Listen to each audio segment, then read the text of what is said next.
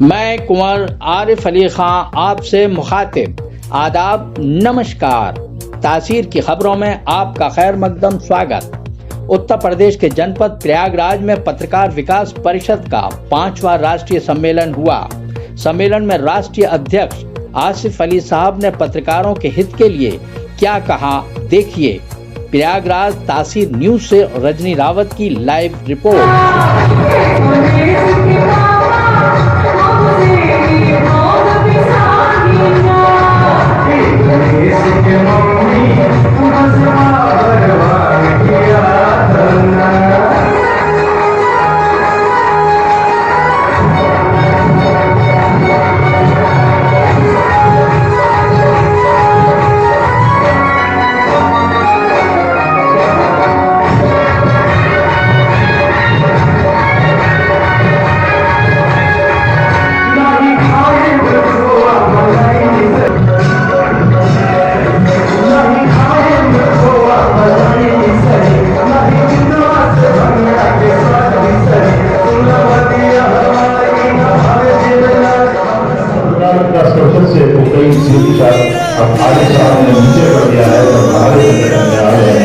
इन्होंने हमारे संगठन की सबसे पहले इंटरव्यू हाउस के अंदर हमसे बातचीत करी थी।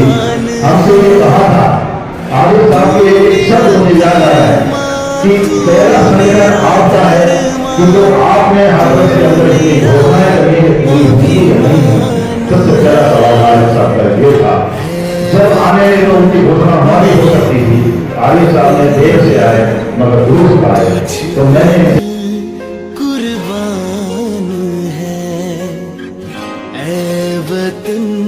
महबूब मेरे तुझ पे दिल कुर्बान है। हम जिएंगे और मरेंगे है वतन तेरे लिए। दिल दिया है जान भी देंगे है वतन तेरे लिए।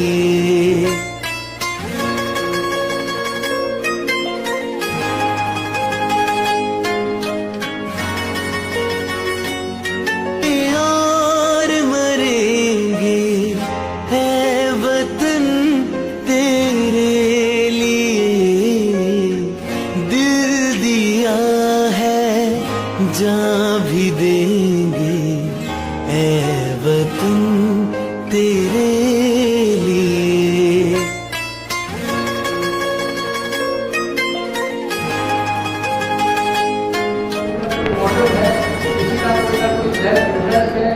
उसका कोई टारगेट है, चाहे वो पॉलिटिकल चीज से जुड़ा हुआ हो या पॉलिटिक्स में आना चाहता हो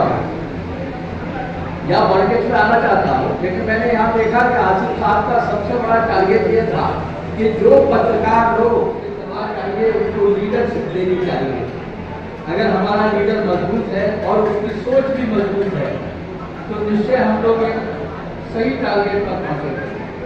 अब क्योंकि आप सभी लोगों का हुआ है, मैं लंबा टाइम नहीं देना चाहता, इसी के साथ अपनी बात को विराम कर रहा हूँ। आदाब, नमस्कार। तासीर की खबरों में आप सब लोगों का स्वागत है। अब मैं दर्शकों को एक ऐसी हस्ती से मिलाने जा रहा हूं जिन्होंने पत्रकारों के लिए कुछ करने की कसम खाई है, यही हम कह सकते हैं। एक जुनून है उनके दिमाग में कि मैं पत्रकारों के लिए कुछ ऐसा करूं जिससे कि पूरे हिंदुस्तान में मिसाल कायम हो जाए कि हाँ, पत्रकारों के लिए किसी ने कुछ किया है। तो ये है जनाब विकास परिषद के राष्ट्रीय अध्यक्ष आसिफ अली साहब। तो मैं अब आसिफ अली साहब से मुखातिब हो रहा हूँ। सबसे पहला सवाल है आसिफ साहब कि आपने पत्रकारों के लिए क्या क्या योजना तैयार की है, उसके बारे में बताइए। सबसे पहले कि मैं पत्रकार जगत, पत्रकार साथियों को सादर प्रणाम करता हूँ।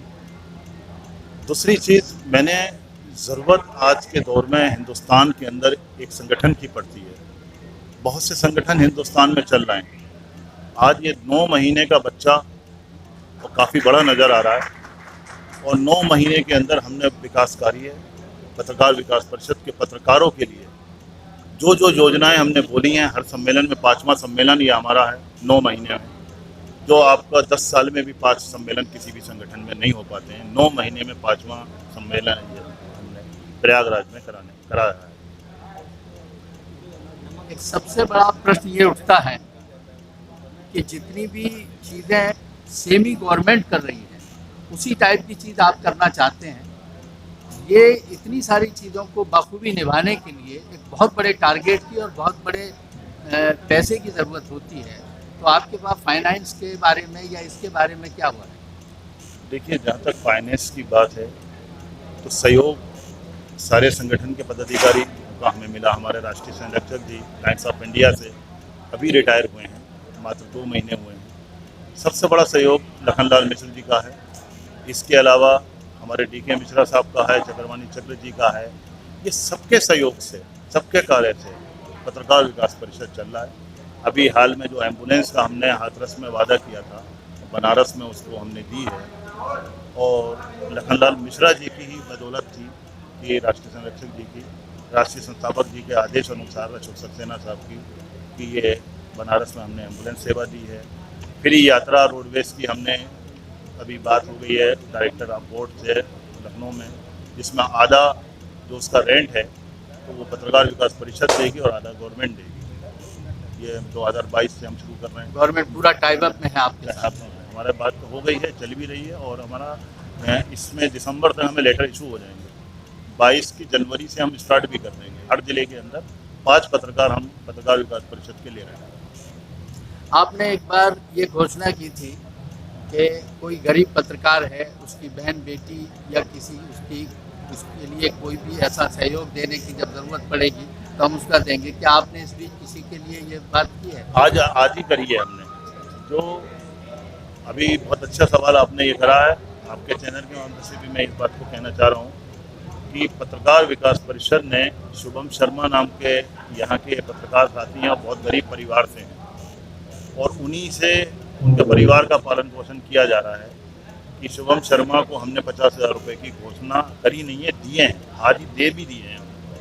चेक द्वारा उनको पैसा जा रहा है और उनको चेक इशू हो गया है, और वो कभी भी किसी वक्त भी, हमारे यहाँ ये नहीं है कि आपको कल या परसों ये निकाल सकते हैं। दूसरा हमारा एक बुलंदशहर से हैं राम निवास, उनके जो सगे भाई हैं वो बिरयानी वेच का ठेला लगाते हैं, उनका पालन पोषण वो कर रहे हैं।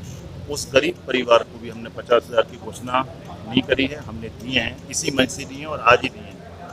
तीसरी चीज़ हमने आज ही 25-25 हज़ार रुपया जयशंकर दुबे और अनिल मिश्रा के परिवार को दिया। सुनने में ये आया था कि आपने हाथरस में भी किसी के लिए कहा है? हाथरस में सलमान साहब का विचाराधीन था मामला, क्योंकि इनके पेपर्स जो थे थोड़ा लेट हुए हैं।